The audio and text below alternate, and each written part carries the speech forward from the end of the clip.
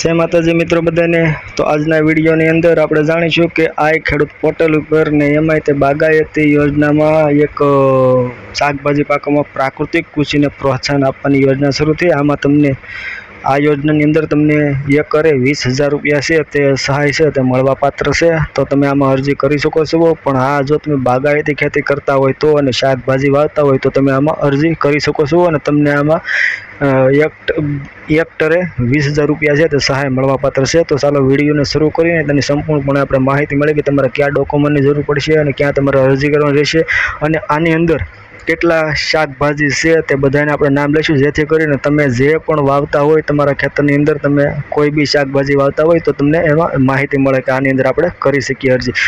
તેથી પહેલાં બીજું કે મિત્રો, જો તમે બાગાયતની ખેતી કરતા હોય તો તમે આમાં અરજી કરજો, નહીંતર ખોટી અરજી કરતા નહીં, ખોટી વેચ જાય તમને કશું જ મળશે નહીં। તો તમે બાગાયતી ખેતી તમારી હોય તો જ તમે આ અરજી કરી શકો છો। તો ચાલો આજ આપણે સીધા ડિસ્પ્લે પર, કોમ્પ્યુટરની ડિસ્પ્લે પર જોયા જઈએ ને ત્યાંથી બધું આપણે જોઈ લઈએ।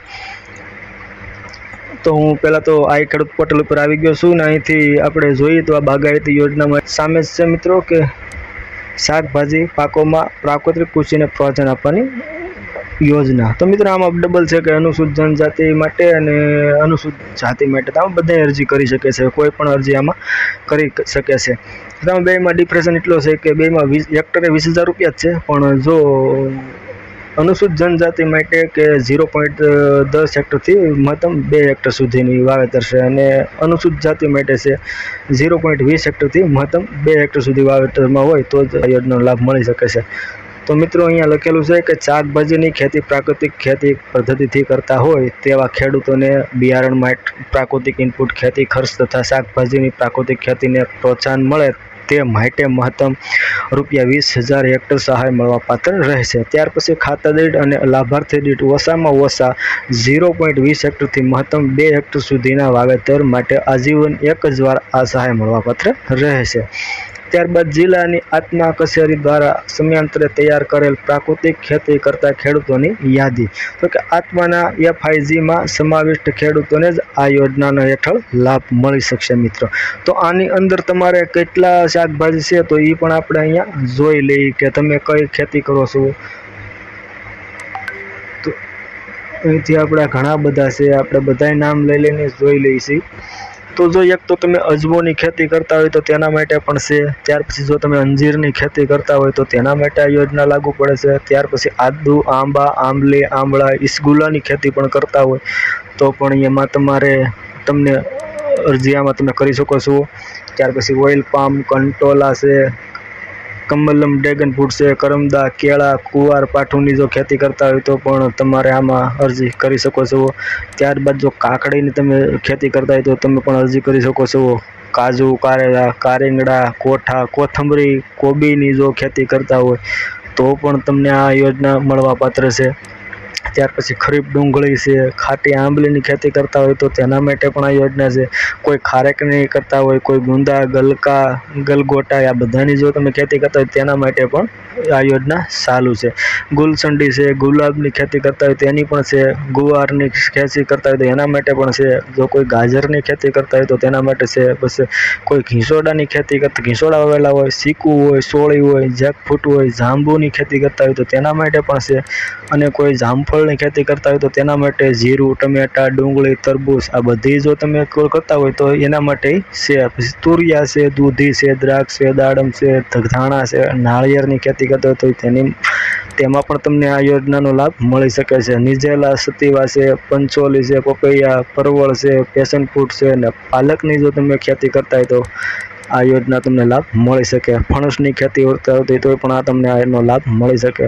ફુલાવર વાવ્યું હોય, ફાલસા વાવ્યું હોય, બટાટાની ખેતી કરતા હોય, બીટ, બોર આ બધાની ખેતી કરતા હોય તો તમારે મળવાપાત્ર છે। ત્યાર પછી ભીંડા છે, મેથી છે, મરચાં છે, મૂળા છે, મૂળાની ખેતી કરતા હોય તો પણ તમને આમાં આ યોજનાનો લાભ મળવાપાત્ર છે।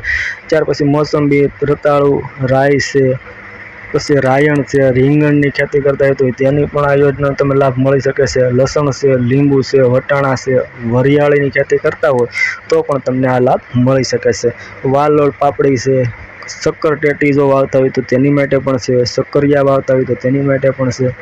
ત્યાર પછી આ સેતુર, સ્ટ્રોબેરી, સ્પાઈડર લીલી અને સફેદ મૂળી, ત્યાર પછી તો સરગવો છે, સરગવાની ખેતી કરતા હોય તો પણ આ યોજનાનો લાભ લઈ શકે છે. સુરણની ખેતી કરતા હોય તો પણ લઈ શકે, અને સેવનતીની ખેતી કરતા તો એટલે કે સુવા, સીતાફળની ખેતી કરતા હોય તો લઈ શકે, અને છેલ્લે હળદરની જો તમે ખેતી કરતા હોય તો પણ તમે આનો લાભ લઈ શકો છો. તો આટલી બધી વસ્તુ છે, આટલા બધા વસ્તુમાં તમે કોઈ પણ એક વસ્તુ વાવતા હોય તો પણ તમને આનો લાભ મળવાપાત્ર છે મિત્રો. તો આની અંદર તમારે ડોક્યુમેન્ટ ક્યાં જોઈશે, તો ડોક્યુમેન્ટ અહીંયા આપણે જોઈ લઈશું. તો એક તો તમારે જાતિનો દાખલો સક્ષમ અધિકારી દ્વારા, તો ફક્ત અનુસૂચિત જાતિ, અનુસૂચિત જનજાતિ માટે લાગુ પડતો હોય તો.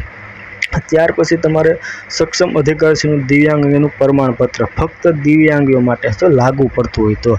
ત્યાર પછી છે મિત્રો જમીનની વિગત, તો કે 7/8ની નકલ, તો એ તો ફરજિયાત છે.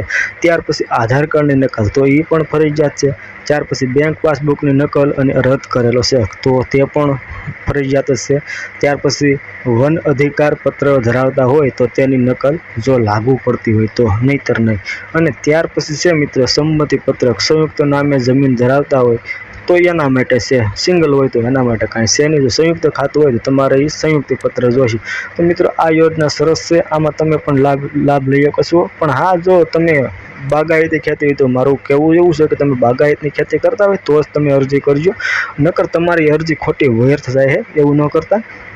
તો આ યોજના વિડીયોને શેર કરજો, જેથી કરીને જેને પણ અરજી કરવી હોય તે અરજી કરી શકે છે. હું મારા નંબર આપી દઉં છું સ્ક્રીન ઉપર, તો તમે મને વોટ્સએપમાં પણ મેસેજ કરી શકો છો.